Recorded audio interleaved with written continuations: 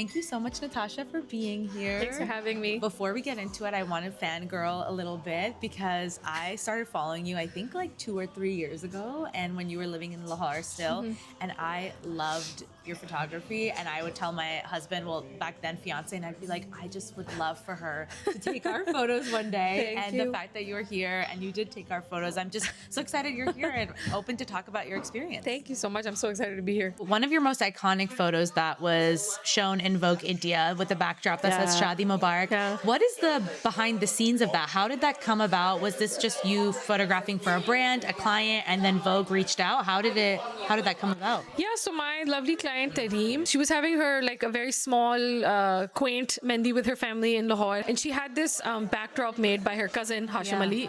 He's a very famous art director in Pakistan. I remember walking in and I was like, wow, like this is Hashim Ali's doing. So it made sense. If you and I did this, we wouldn't have been able to create it. Probably not. Yeah, but it was done by an art director himself. The shots just flowed out of us naturally. Did you anticipate this photo blowing up? No, absolutely not. We just posted it. Everyone loved it. Someone who works at Vogue India reached out to me on Instagram asking if I could ask the couple if we can share the images. It wasn't like our typical Lahori wedding. Yeah. There was no over bejeweled outfits or anything. The outfit was made by her puppo. There was nothing designer attached to it. So and also just the Urdu script. I feel like that also attracted a lot of Western Pakistanis, right? Because that old school 90s vibe is coming back of things being more simple and less of a production. They did an incredible job with the design, but if you hadn't taken the photos, nobody would have known. It was so beautiful. I mean, my backdrop at my was literally based off of it because I was like, that's beautiful. Yeah, it was. I saw that photo before I even knew you were the photographer. And then when I saw your Instagram, I was like,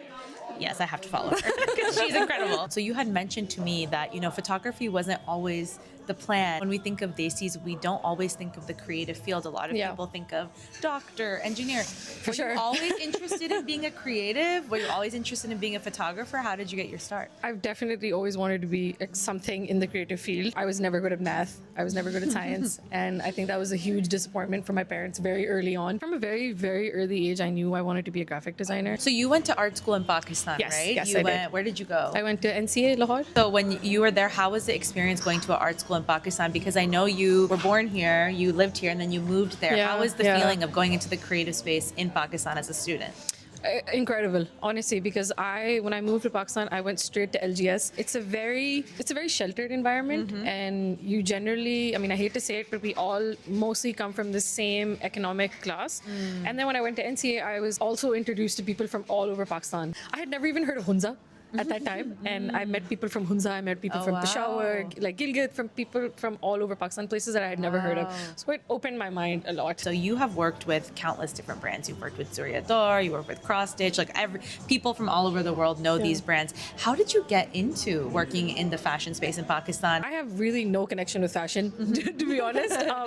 I'm very far from the fashion world, ironically. Fashion was always something that I always use clothing to cover myself. Yeah. And it's actually very interesting to be in the fashion industry while having to deal with those things. I basically started off doing portraits for friends and stuff, and that was where someone that I knew worked for Sada Fawad Khan, and she asked me, would you be willing to just shoot like a small campaign at my house for me? And I said, sure, why not? I know nothing, but why not? And I shot my first campaign with her. Honestly, from there it was upwards. Everyone was like, we're booking her right now. When you were working in the Pakistani fashion space, did you experience a lot of that, fat phobia or like colorism or things like that? Not exactly directed towards you, but like directed towards maybe the talent or anything like that. Absolutely.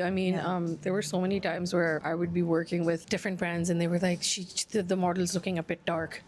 And it happens a lot, or she's looking a bit big, and I would directly just say to the client that maybe you should have hired someone then according to your preference. Then if you want a lighter model, then you hire a lighter model. If you want a darker model, then you hire a darker model. But I will give Pakistan its props that I feel like we've come a long way since it's been 10 years since I've been in the industry. Actually, like there's more of a preference of darker girls in the industry. I personally love shooting darker women. I just feel like the light hits darker women's faces so much more than a whiter face. If someone was watching this and they knew nothing about the Pakistan fashion creative space, how would you describe the space in one word? Give me a minute. I think expanding in terms of reach, in terms of mindset, we're definitely expanding. In terms of diversity, creative styles, like everything. I really think we're finally reaching globally, and we're like our thought process is also becoming more global. It's getting like international recognition. Yeah, you know, we're seeing Timothy Chalamet wearing a Rasta hoodie and stuff, and it's things that people who have been tapped into the industry are like, yes, we've had the quality, it's been a long time coming. Yeah, and I think that's why your photography attracts so many people, especially Pakistani Americans or Pakistanis from the West, because they're like, wow, this is beautiful. It reminds us of our heritage, but it's also fresh and it's new, and that's great. Well, thank you so much, Natasha, for your time. I really appreciate it. Thank you for having me. Of course. And where can people find you if they're wanting to look at your work? Yeah, you can find me on Instagram at Natasha Zubair, and I'm on TikTok as well, and it's the same at Natasha Zubair. Book Natasha if you want amazing photos. She's based in New Jersey, but she will travel. Yeah, for sure.